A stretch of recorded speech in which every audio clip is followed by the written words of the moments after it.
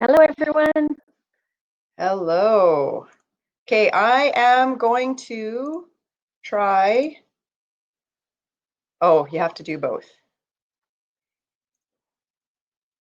Well, they don't necessarily have to use it if they don't want to. So. No, I'm allowing everybody who's on, if you can hear me, I'm allowing your webcams and mics, but if you want to just immediately um, mute them, I think they come muted. then that would be fab, because we're gonna try today to do a little more chatting. Hello, everyone. All right. Hi, Dylan. Hi, Melissa, Courtney, Richard, Lisa. Did I miss anybody?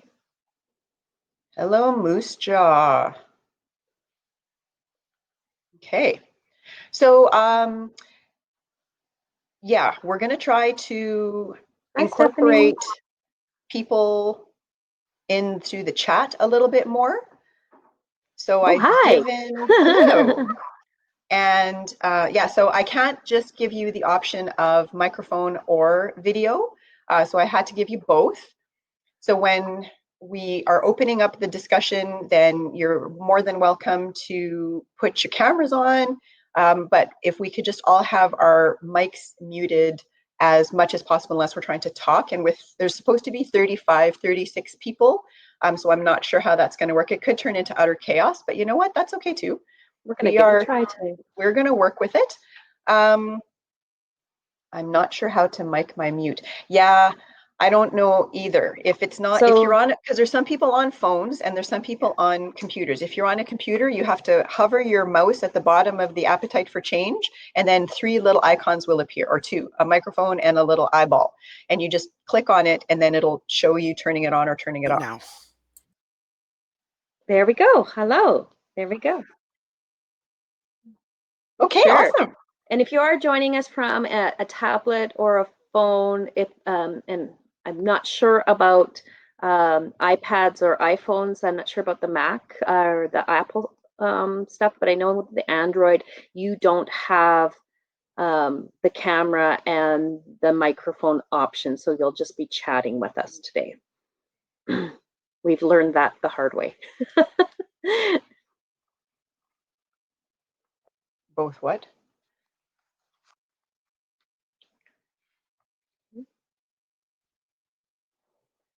How many people we got, Carissa? I can't 21.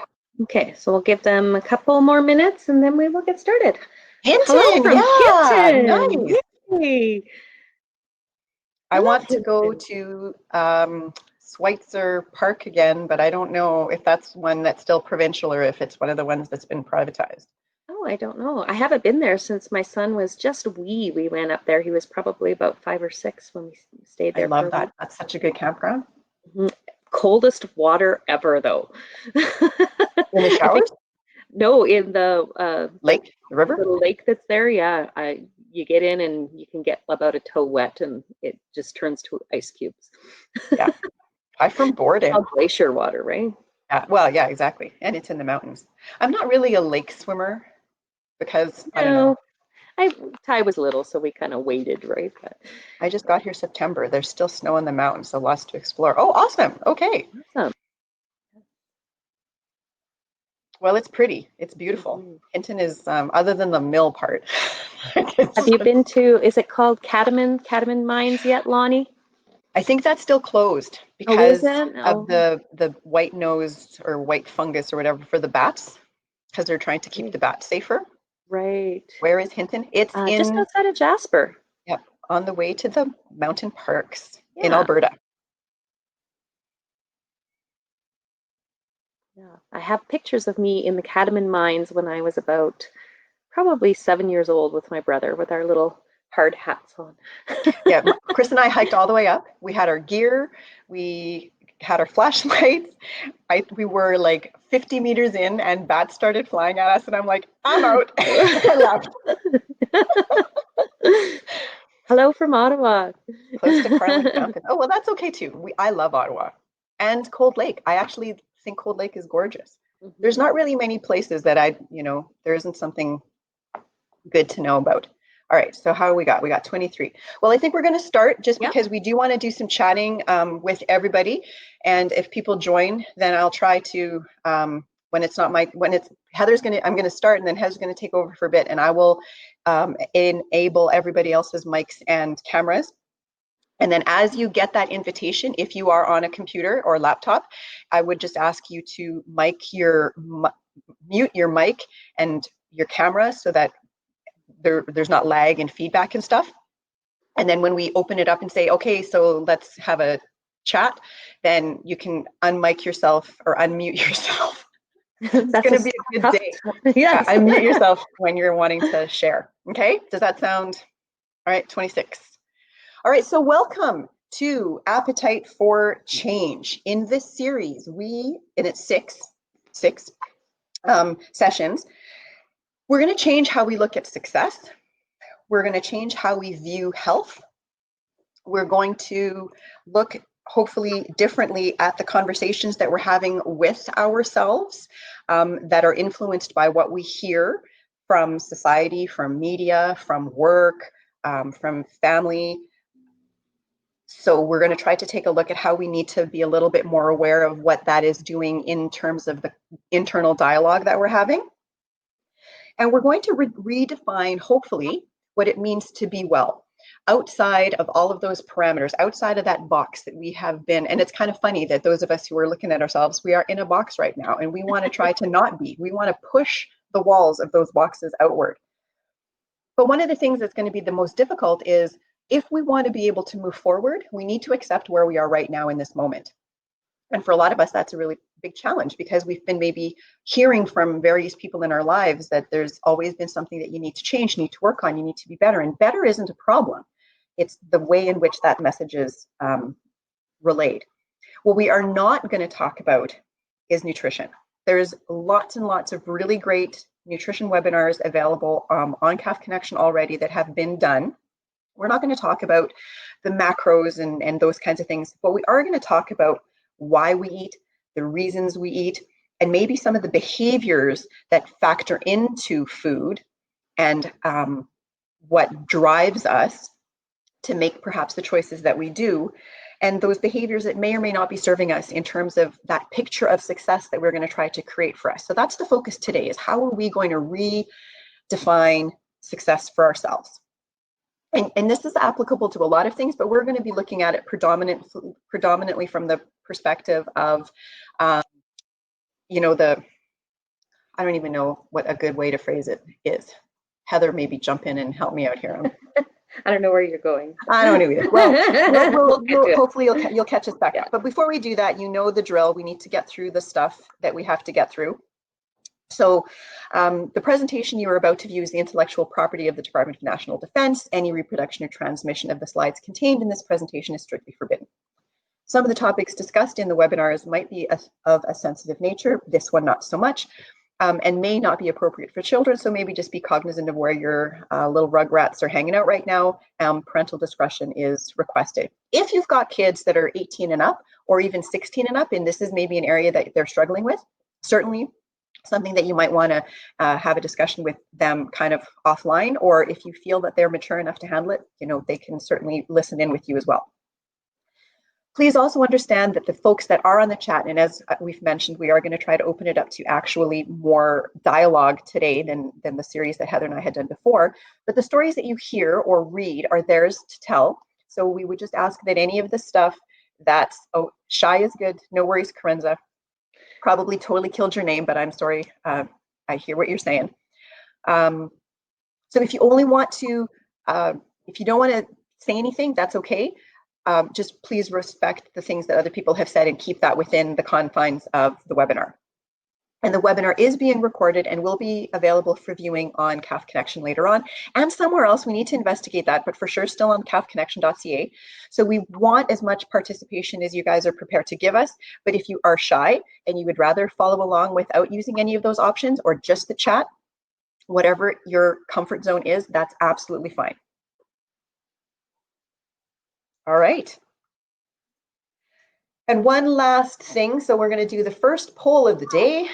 It's the other mandatory poll.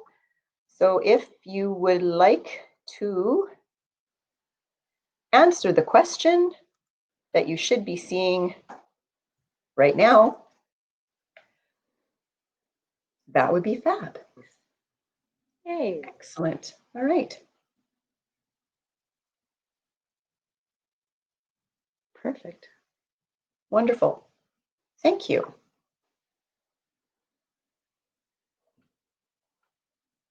Okay.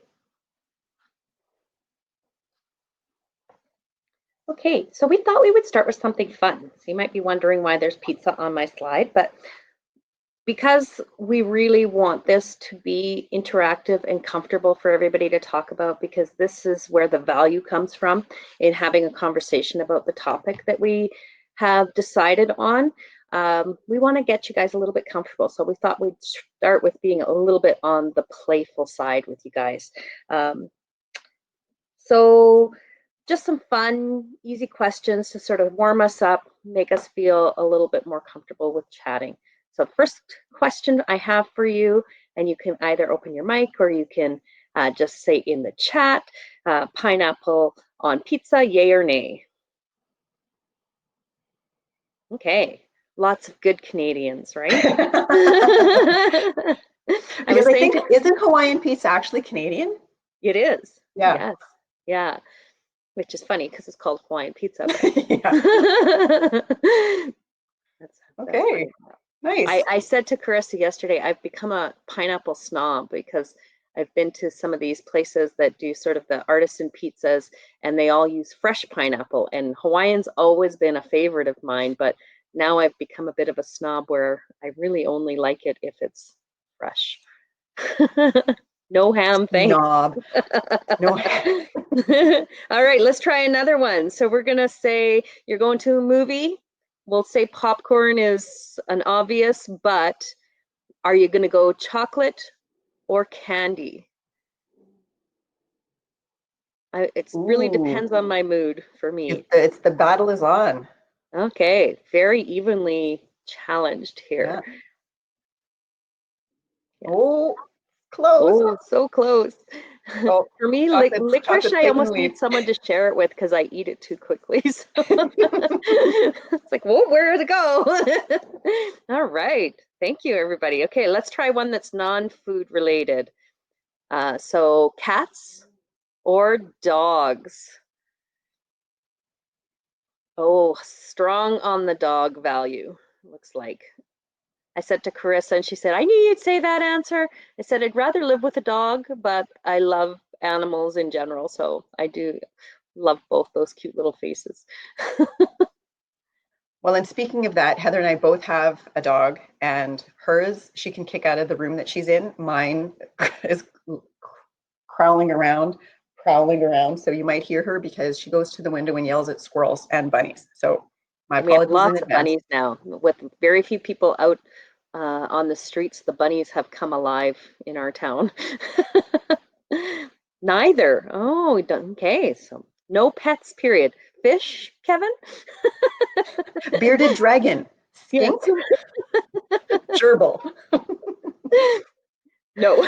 No. Fair enough. Nice. Awesome.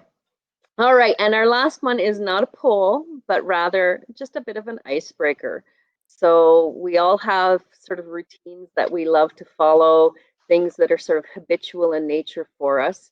So if you are eating an Oreo cookie, how do you eat it? For me, I'm a dunker, so I either want tea or milk to dunk it in. I'm not a take apart Oreo girl, and I know Chris is the opposite. I'm the rip apart. And if I have two, I was telling Heather this yesterday, if I have two, I take them apart. I take the icing off of both of them and make a little icing sandwich, and then I eat the cookies, and then I eat the icing as a sandwich. One bite. A couple of people said that. No Oreos, Kevin. Oh, it's my first. Oh, chomp with okay. Yep. A dunker See, or I'm one with you, bite. Lisa. You know what the upside is of the one bite, because my husband is a one biter as well, is there's no crumbs, because my daughter Yes, is a very nibbler true. and then she just has this big pile of crumbs around her. So That's probably a downside to your dog, though. true. Like, what? Eat the outside Eat first, the two outside first. bites. Okay, this is good. Excellent. So, sorry, Heather, what's your next Oh, go question? ahead. Well, no, so the question is, can you change the way you eat the Oreo? Would it be difficult to eat it differently than you like eating it? Of course. Okay. Can I or would I? Yeah, I would probably say no problem too. Yeah. When I run out of milk. Oh, see, so some people can't change, and some people are like, yeah, no problem. It's an Oreo. I can change that. What about if we asked you, how do you put your coat on? Do you put your coat on right arm or and then left arm, or the other way?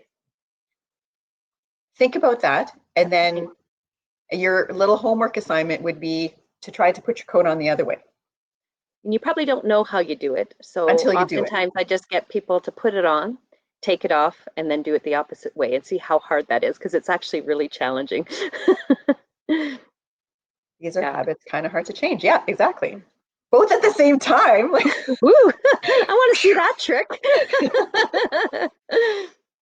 Oh, you Yeah. adapt. Yes. Yep. I've had a couple dislocations in my shoulder and shoulder surgery, so definitely learned some good tricks around putting on clothing at that point.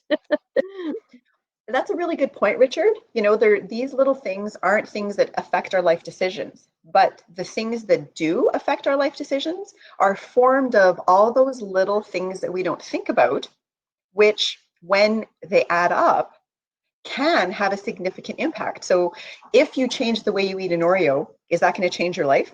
Absolutely not. If you change the way you put your jacket on, is that going to change your life? Probably, again, not so much unless it's because of a broken arm or something. But all of those things that are those ingrained, we're going to talk about that in systems a couple of sessions from now. We're going to look at those kinds of things. And if what we're trying to do is shift the direction that we're going, then we need to look at all of those little bitty pieces and start to see how it influences everything else. So really good point. And hopefully we're going to capitalize on that notion to be able to assist with the work that is required when we do want to change something of any significance. Yeah, really good, Karenza. You know, another great thing is to mouse with your other hand, right? Like you can go in and change the setting on your computer and make it so that the clicks are opposite, and then switch it to your non-dominant hand. You know, so just little things like that. Exactly. The more we can get out of that comfort zone, right? Sorry, Heather. That's okay. I like that. So, starting off with just some thoughts about where do we get our ideas from? Where are we getting our impression of how we should be, what health should look like?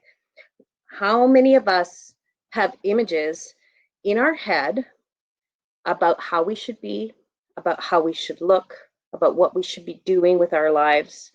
We're fed these images constantly on social media, on the television, in magazines. It sort of bombards our lives if we have any kind of social interaction with the world in any way.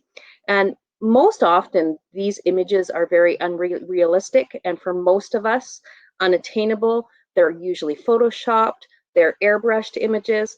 And what they do is they serve to produce feelings of guilt, feelings of shame, feelings of failure that tell us that we should be doing something different.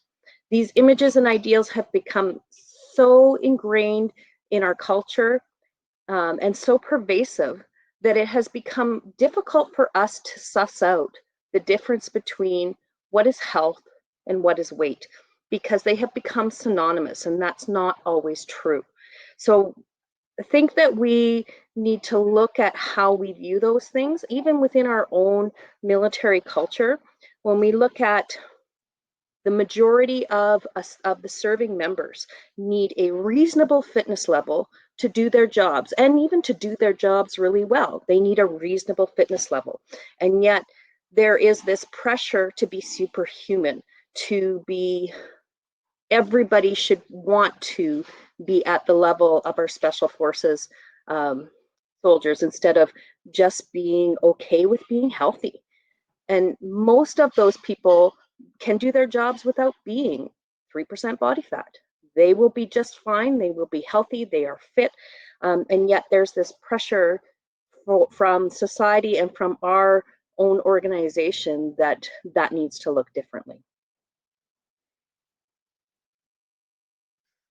Yeah, absolutely. So think about the classic before and after picture. So we have this lovely young ladies in their pants. I would wager money that neither of these women ever fit into those pants, by the way, because they don't look like they have ever fit into those pants. But that is the image that we are fed that we should all want, that this is a goal. And until we see this, we are not successes. And that's sort of what we are being fed. So unfortunately, men are not left out of that equation. These are actually Biggest Loser contestants that you're seeing on the screen. And what we know about the Biggest Loser show, it was a show built on shaming people into losing weight. And sadly, most of the individuals that competed in this show, they had done a study a number of years back, and the majority of them within a 5-year span had gained all of their weight back plus more. So, you know, yes, send me to a beautiful wellness ranch. Give me a trainer that's going to push me every single day. Tell me what I can and cannot eat. Take away all of my external stressors of everyday life. And yes, probably I'm going to lose weight. But then send me off back into real life where I have a job, I have relationships to navigate, I have other stressors going on in my life, and I have all of those old habits sitting in the lurch just waiting to come back into my life. So we haven't really taught ourselves how to have those healthy everyday habits that are going to carry us through life. But we're told by these images that it should be possible. And then, if it's not enough that we're fat shamed into hating the body that we live in, we're told we should look like these individuals. And shouldn't we all want that? Every one of us should want that. We can't possibly be happy in the body we live in when we could be these folks. We must want more from ourselves. And yet, you know, there are people that have done this, obviously, by the pictures that we see. And good for them. Great, that was their goal, right? But it also meant that they probably gave up a lot in their lives. They gave up a huge portion of their social life. They gave up normal eating patterns.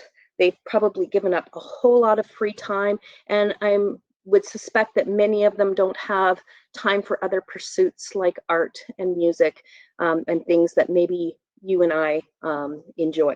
So those are things that they have made a decision, and good for them if that's the things that make them feel happy. But it doesn't necessarily have to be the same for all of us. And just bearing in mind, when we look at these folks on the right-hand side of the screen, that is not a physiology that we can maintain for a very long time. Those individuals cannot stay at that low of a body fat for very long. So they tend to flux in and out of that look if they are able to do that more than once. So again, there's nothing wrong with wanting to have a goal like being a ninja warrior or being in the special forces, but it may not necessarily be a goal for all of us, nor should it have to be. And that is what we want to bring across. So we'd like you to think about, what does success look like to you? If you're picturing yourself successful, what does it mean to you to be successful? What are you doing? How are you behaving? Is there any conditions that you put on that? Do you have to reach a certain milestone in order to feel that you are successful right now? So feel free to share with us. Carissa will open the mic up. I think she has them open for everybody. Yeah. So if you want to share vocally, or if you just want to share in the chat, please feel free to just share some of those ideas about what does it mean to be successful. Oh, living without debt. Oh, nice. Great. Okay. So, Richard, when you say living without debt, and I ask the question, what are you doing? How are you behaving that has gotten you to the point where you're living without debt? What would be the steps that need to happen in your life? And those are the sort of the things that we want you to start to think about a little bit. So getting it through each day with a smile. Thank you. And I really appreciate that, because I struggle with the idea that success is always something that's out of reach. Could we not be successful right now, today, in the body we're in the job that we have chosen, in the house that we have? Do we have to have that end state to feel that sense of success, right? Okay, yeah. Don't spend more than my paycheck. Credit cards are not to depend on. Yeah, for sure. Yeah. And again, you know, for a lot of people, it's really basic, but for other folks, either the paycheck is insufficient, and so they have no choice but to extend that. For others, there's debt that was perhaps inherited either through a separation or divorce, or you know, schooling that cost a lot of money, and then, you know, the economy might have tanked. So there's, and again, these are not meant to be judging statements. They are just reality statements. They are the place that you find yourself in this moment. So does that mean that that person who inherited a bunch of debt because of school is unable to ever rise above that? Well, no, but they need to start in that moment and say, okay, this is my situation. What can I do different? Can I get a roommate? Can I move in with somebody else? Do I need a vehicle? You know, questions that are really hard to answer, because those are going to be things that affect your ability to get from, you know, your home to your work, or you know, if you live in a place that's got public transit and you can rely on that, then you can eliminate the expense of having a vehicle. But if you live in Edmonton, that's not necessarily going to be the case, right? So the point that we're trying to recognize here is, wherever you want to be, it starts with where you are right now, and understanding the steps that you've taken thus far. But maybe some of those steps are going to be bigger steps for other people, depending on what it is that they're trying to move towards. Mm-hmm. Learning how to budget and turning it into a lifestyle change. Yeah, for sure. You know, and we think about school and where we learn a lot of skills. And this is something that Heather and I have talked a lot about. When we were in high school, because we're children of the 80s, we had home ec and shop, and comm came in after I graduated, so I don't know anything about that. But you know, we learned how to cook. We learned how to build a bench, or, you know, melt some metal and make a dice, and things that you needed to learn with your hands that may or may not have applied in life. But in comm, I know that they taught balancing your budget, writing checks, paying your bills, paying yourself first, saving, and those kinds of things. But then a lot of those programs have been canceled. And if your parents didn't do that, then you might not have learned those skills. So you're starting from scratch, right? If you don't know how to cook and you move out of the house and you're making Ichiban and macaroni and cheese, you know, you're grateful to have something in your belly, and it's cheap. So, you know, there's a couple of things going on. You don't have a lot of money, you don't have a lot of skills. These things are going to snowball sometimes. So when we're looking at these kinds of things, the skills that we need to have to be able to do those jobs, to do those, like to adult, the adulting skills that we need, sometimes we didn't get them. Sometimes we weren't given the opportunity to get them. Things change. So, you know, there's lots of places that we all are starting at wherever we're at, right? We can't change that. We need to decide what we want to do to move forward. So if you want to have time for personal improvement, what do you need to look at now to carve that out, right? And we're gonna take a look at what that means as we move on. So a lot of you had some ideas of things that you want to accomplish. And if you're unhappy with where you are right now and there's things that you would like to be doing different, what needs to change in order for you to get to where you want to go? What do you need to be doing different? And some of the questions that we think need to be asked are, is the outcome that you're aiming for realistic?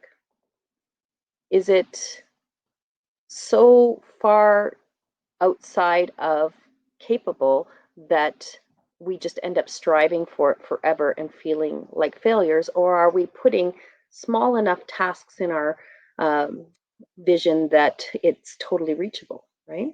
And thinking about how long will it realistically take me to achieve this? Do you have the time that you need to get it done? Is there a deadline that you've placed on yourself, and why? Does it need to be there? Does that deadline have to be there? Or is it maybe a time sensitive issue, like maybe needing to pass your force test? That's sort of something that, it's coming and I have to get it done. But maybe some of the other things that we're striving for don't need such finality to them. Or maybe we need that finality because we live by that deadline and it helps us to get there. So it's all about sort of knowing what's going to work for us in those situations.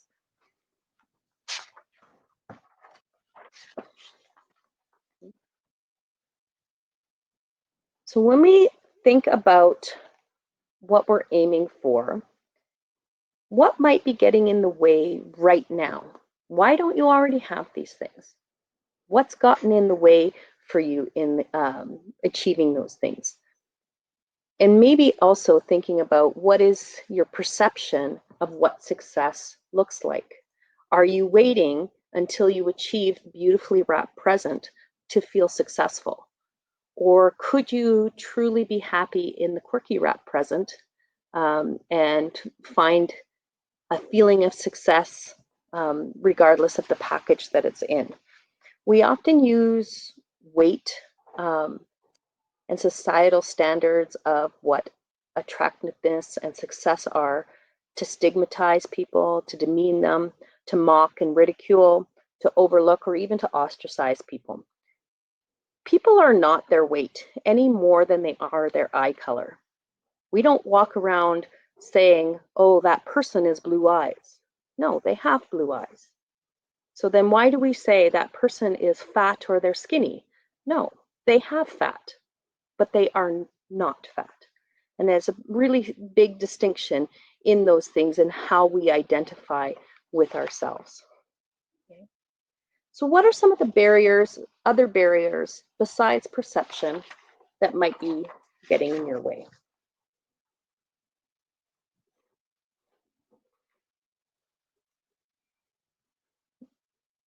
Oh, I love that.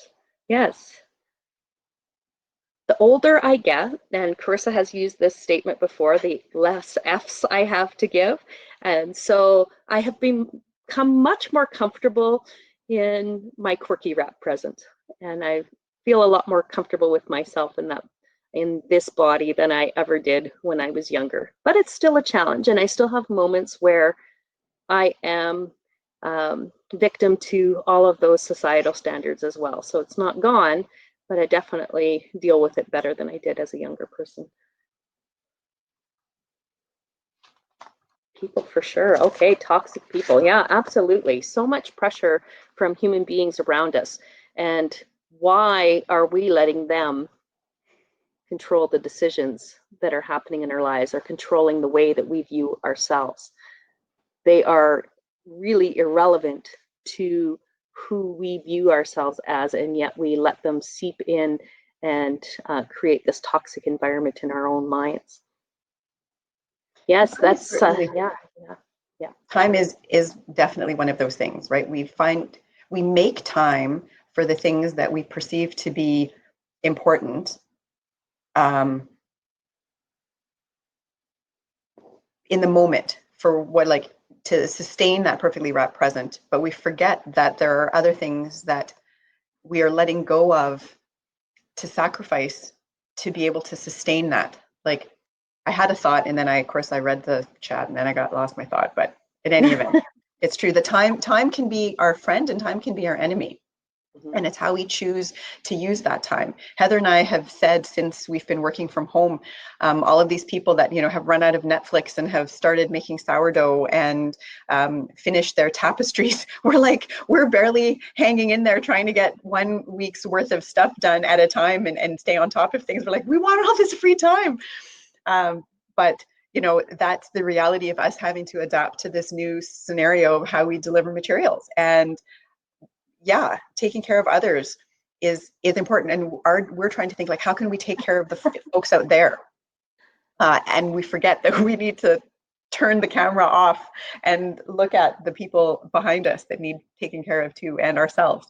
So it is a really, yeah, keeping up with the Joneses, Rochelle, exactly. Yep. It's ridiculous. Lonnie, I'm driving to Hinton this afternoon for my sourdough loaf. Oh, nice. I missed that one. I want the sourdough loaf. Yeah. All right. So we've got it's a fun little video I found yesterday. I got to do some weirdness here now to make it work. So hopefully it will play.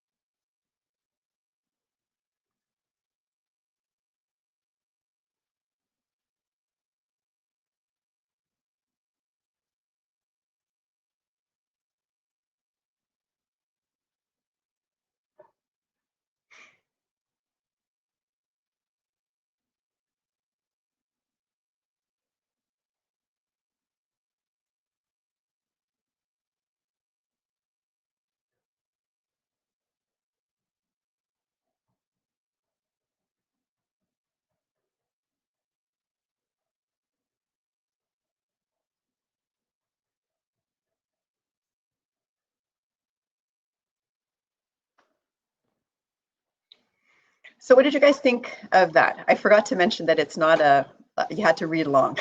So for those of you on your phones, I'm sorry if it was teeny tiny. And thank you for the sourdough recipe. I'm going to have to screenshot that because I too want to make sourdough. And if you live in Edmonton or around, or you have access to online, there's still yeast available. I found some at the Italian Center. So yeah, it was a brilliant video. I loved that. So when you think of challenges, if you think of that boulder, does everybody have a boulder or two in their lives right now?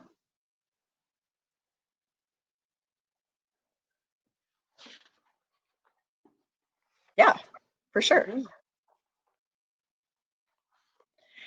And some of those boulders are probably similar, right? Like we can probably, if we didn't, are we even here? Yeah. True. Right? But how many people are sort of like the courtiers who just walked around the boulder? When you just walk around a challenge, what sometimes ends up happening? Yeah, COVID for sure. If we walk around the boulder, we're beyond the boulder, but if we never address the boulder, does that come back to bite us in the butt at some point sometimes? I guess it depends, maybe.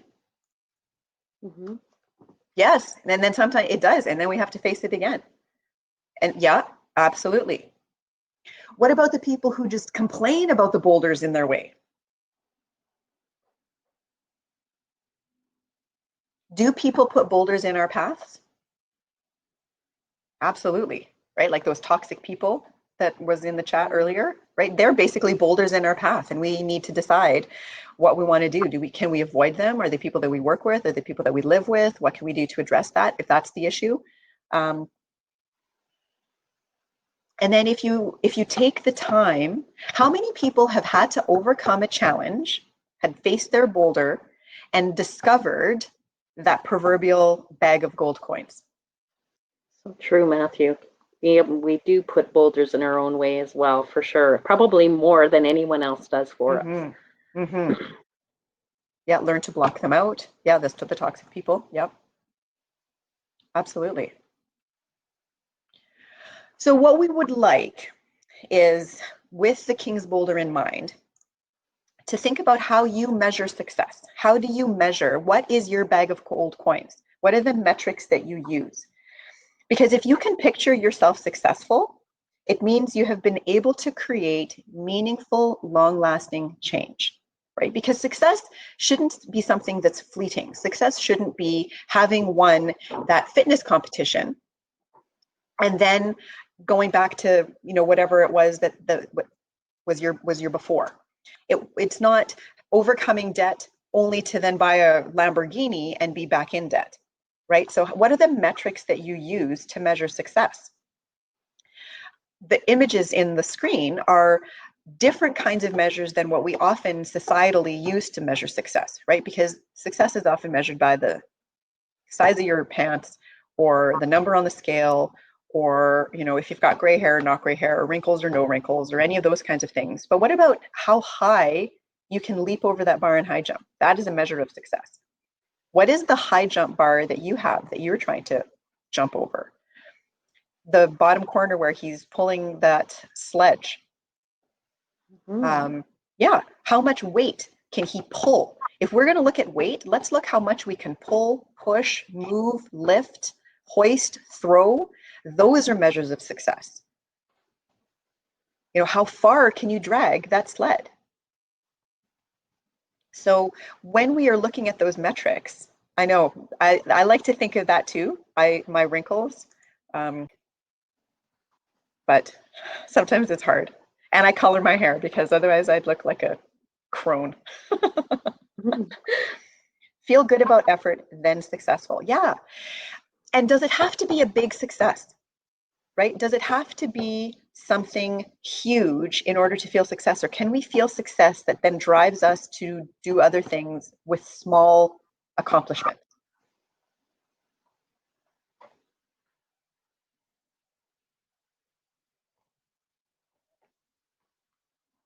I mean, even just using the notion of the smile as an accomplishment, as a measure of success, right? That's huge because it changes your outlook.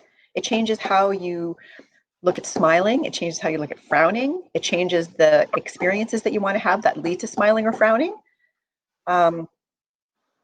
Small successes are as satisfying for a good night's sleep. Well, I had a good night's sleep last night in the first time in a long time. So yeah. I find it can be just as small as, really taking the time to cook a nice meal and sort of relish in the effort that you put into it. That can be a success, right? So it's looking at all the little pieces in our lives. Did I get up and I move frequently throughout the day? Because I find having a desk job that sometimes I forget to do that. And when I finish the day and I can look at my Apple Watch and say, wow, okay, I made an effort to make that a little bit more prominent in my day, then I feel a small sense of success. And it's all of those little moments stacked on top of each other, which can really lead to powerful feelings of well-being.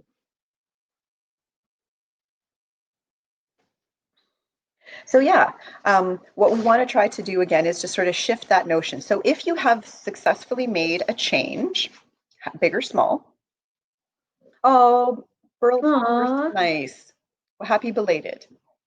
If you have made a change, what you have done is you've understood why you needed to change, right? Why was it that why do you want to have a satisfying retirement? Why do you want to be debt free? Why do you want to accomplish that or train and complete that race? once you've addressed the why, it means that you've figured out the how. And there are many hows. The hows are going to be, how am I going to stay productive when I'm retired? Am I going to find another job? Am I going to develop a hobby? How am I going to keep from being or feeling like, or how am I going to make sure that I don't feel like I have nothing to contribute? How am I going to feel productive and satisfied at the end of the day? Which means that we also need to overcome our fears. And those fears, sometimes our fears are as much of the success itself as it is of the failure. Do I feel being successful, or do I feel fear failure, or do I fear both? So if we can overcome that, I mean, retirement, especially if it's from, and I don't know if you're retiring from the military, but that's a career where things were very regimented, very clear, very scheduled, very routine oriented. And if all of a sudden that's not your bag anymore, what does that look like? There's got a real fear in going into that unknown. And then similarly, what are your needs? Those must have been met. If you have made the change, your needs have been met. Your needs for love, acceptance, being valued, feeling like you're contributing. Okay. Any of those kinds of needs that we all have as human beings, they will need to have met. And if they aren't met, if we are changing because of someone else, I don't know how many people have come through our doors at the office wanting to quit smoking because their girlfriend or their wife or their husband wanted them to quit. And 6 months later, they're back because they didn't quit because they wanted to. They needed to deal with the whys and the hows and the fears of quitting, and then accept that those reasons to come from themselves, right? So that's just another example. So what we would like sometimes people to think about is, what do you need to do instead of thinking about what I need to do to get to the finish line? Live your life like you've already crossed it. What does the successful you do in the future to stay debt-free? What does the successful you do to have an enjoyable retirement? What does your successful you do to move beyond the race that you completed and to sustain and maintain that, so that the next time something comes up that you sign up for, you're ready to go again without having to start back at square one with training? Because whatever your successful you is doing in the future, that's what you need to be doing now to be that person, right? There's no magic stuff in the middle that happens. So when you think about that, what does your successful you do to maintain the success?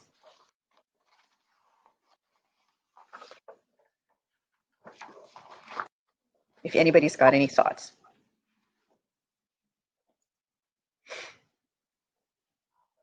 And if you don't, use my wrinkles as roadmaps. So true. Well, it'll probably bring you to Happy Land and Joyville and keep a schedule. Yeah.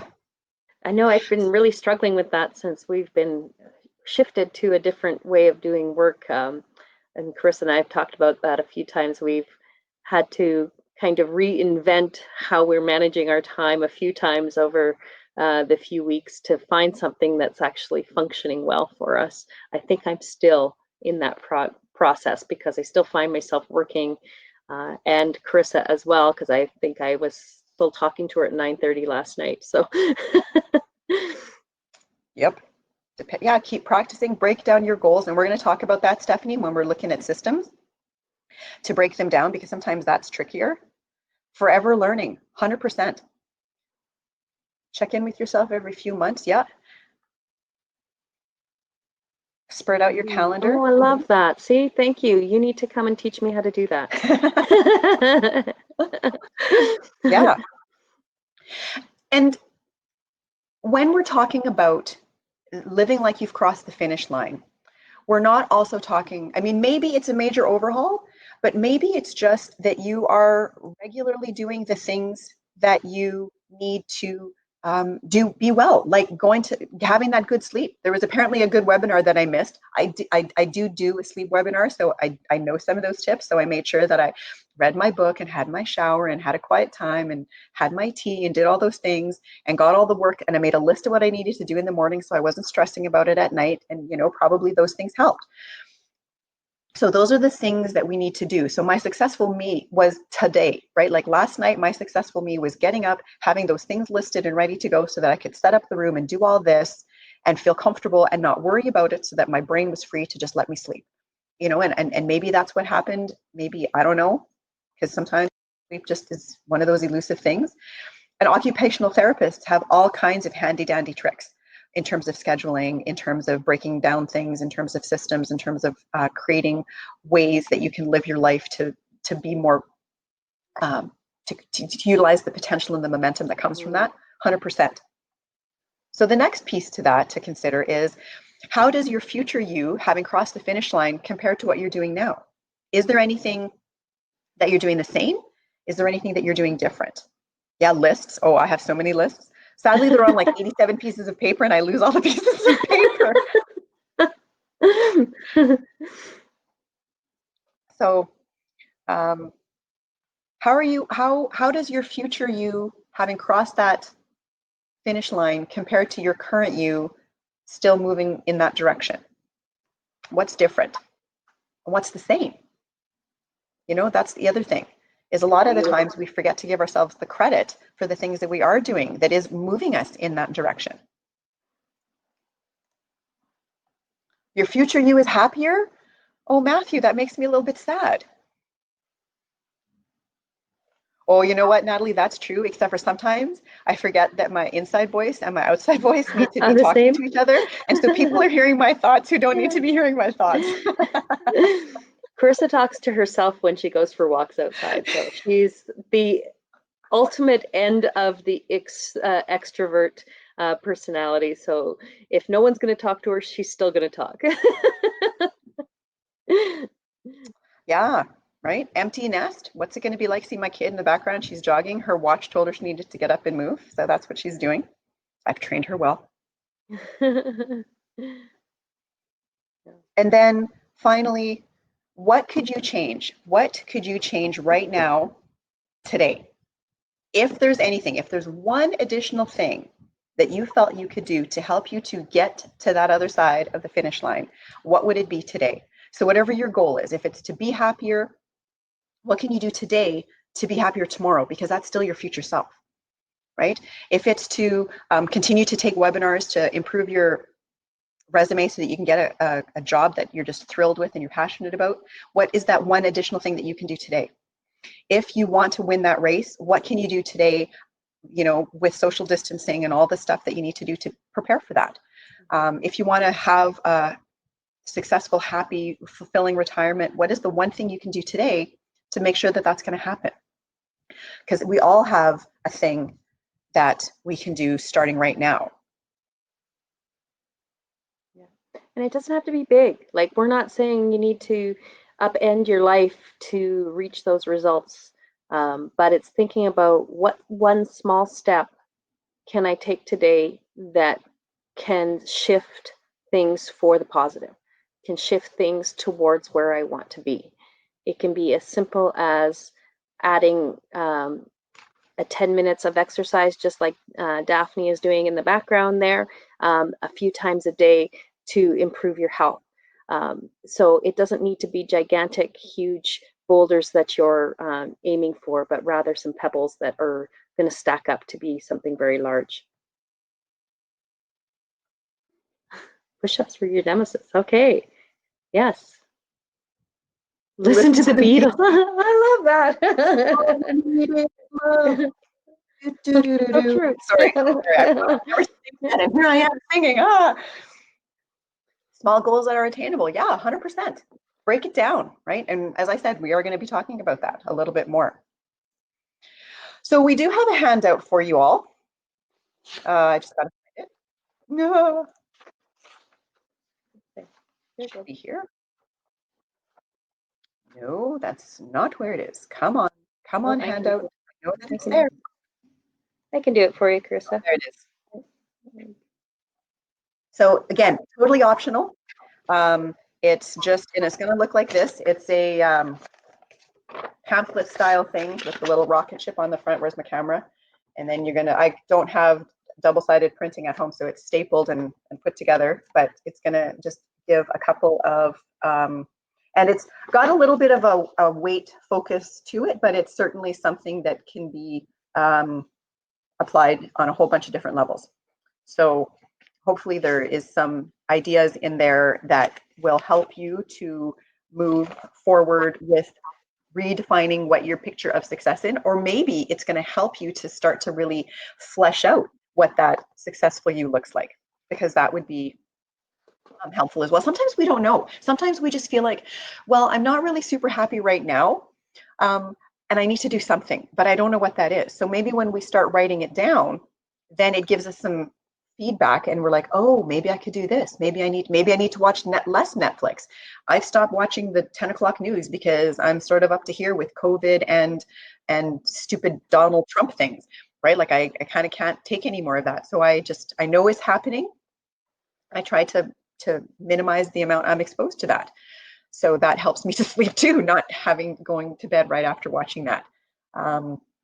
Making sure that I spend some time with that little chicken in the background and talking to Heather, because that makes a huge difference. Not seeing her every day at the office is hard because we collaborate on pretty much everything, and to not have that, FaceTime is our new friend. Like if they ever start charging for FaceTime, we're going to be in big trouble. So, hopefully the handout is going to give you some food for thought. So as with all of our webinars, we like to give you some takeaways, and hopefully you get the notion of packing for the journey. So remember to define success on your terms. Despite being fed the garbage from the media, society, and wherever else, it's time we took back how we define our success. And it doesn't come in a one-size-fits-all pair of combats. We need to let go of how we're supposed to look and really connect with how we feel when we're successful, right? And that means the keeping up with the Joneses piece too, right? Success doesn't need to look like the big house, the big car, the fancy trailer, the boat. It can be a little bungalow or a one-bedroom condo or a small house or whatever. But how does it feel? Connect with the feeling of success, because that is going to live a lot longer than that big house or that trailer or any of those other kinds of things. Skinny jeans. Recognize that barriers will appear, may already be there. Those boulders in the road, the ones that we put there and the ones that others put there and the ones that just end up there. And that's just life, right?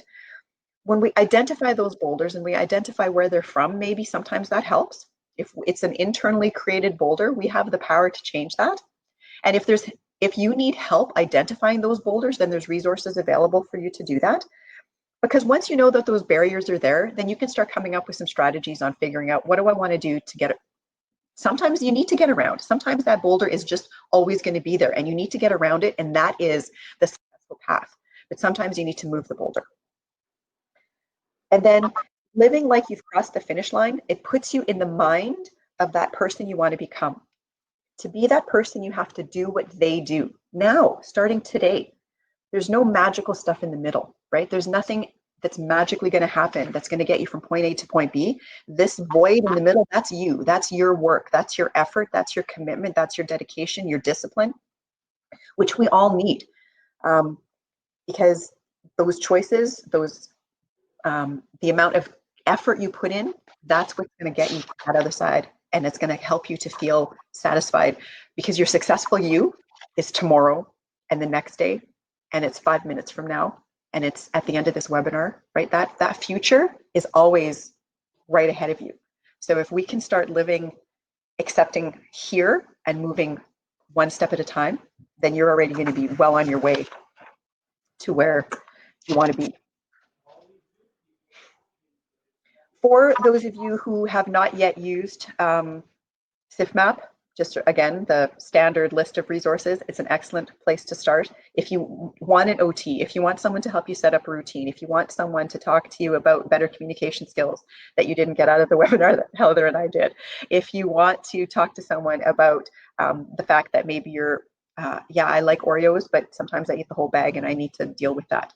Then this is a great place to start to get that help. If you've got family members that they're struggling, the family information line has good resources. They have social workers and outreach workers to help you with those kinds of issues. And our kids, if we've got kids that are old enough, if we've got ones that are sort of looking to fledge the nest, they might be struggling with kind of everything. Any of the kids in grade 12 right now, I feel for them, because this was supposed to be their year of commencement, of launching into the new world, and their prom and grad and everything got sort of kiboshed. So they're special in their own way, but maybe they're struggling with not seeing their friends. and even the littler ones. So make sure that you teach your kids to reach out for help now as well, because the sooner they know that that is a strength and not a weakness, the better we have done our jobs. So we got 2 polls left, and those of you who have been with us before, you know. Let us know if this is something, and only Heather and I can see this, so feel free to be honest. Nobody's gonna be sad. Well, we might be a little bit, but hopefully you've picked up a couple of things. And as we mentioned, or I think we did, that there's 5 more after this that are going to cover everything from changing the conversation to figuring out the systems to the whole kind of cycle. That one is very specific to food and eating: eat, repent, repeat. And the stomach, heart, mouth hunger, which is also specific to food, as opposed to maybe some of the other things that people are struggling with or dealing with as their boulders. So they're there for you to join in with us. And the last one, the old Demio platform, over which we sadly have no control. This is the one that we've got. Hopefully you're okay with it. I noticed nobody chose the mic option. We did have someone on camera right at the beginning, and then they ran away. We'll keep trying, because hopefully we'll develop some comfort with everybody. And we definitely understand how challenging that is. I know I'm probably a little more on the shy side about talking as well, about on camera. So I can understand how you're feeling about that. But thank you for at least sharing in the chat with us, for sure. Absolutely. Felt weird seeing my bald spot. It's very strange to look at yourself talk. It's been a real strange time for me watching myself on camera almost daily at some point. Perfect. All right. Well, everybody have an awesome week. It's sunny in Edmonton. I hope it's nice where you are. Try to get out and enjoy that. And if you're coming back next week, I look forward to seeing you next week. I also have a stress webinar tomorrow on dealing with stress in an age of pandemic. So that's tomorrow, same time, same channel. Yeah. So Heather, last word's yours. I also have another webinar this week. I'm joining our reconditioning teams out of Edmonton and Suffield, and they will be coming online with me. So getting a little bit of input from those folks on some different methods of reducing risk of injury. This week we will be talking about compensatory patterns in movements and where that might be coming from. And just some ideas around how to avoid having those things happen to you. You're welcome to everybody. Thank you so much for your input, and have an awesome, awesome day. And we will see you on the flip-flop. Bye. Bye. See you, Heather. Bye. Let me get out.